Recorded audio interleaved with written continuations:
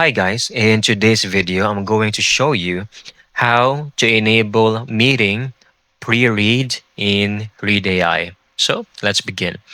Once you have successfully logged into your account on the official website, go to this section, the left panel, and at the bottom, click on your profile icon. Okay. Then choose account settings. Over here, you will have another or additional settings that will show up.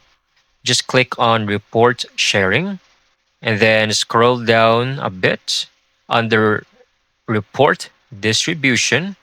The second option will be meeting pre-read. So go ahead, enable this, and the website will automatically save the changes for you. So send a recap of the previous meeting before an upcoming meeting.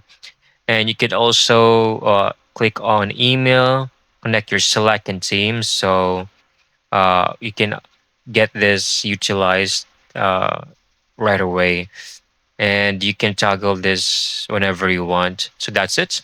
I hope you found this video very helpful.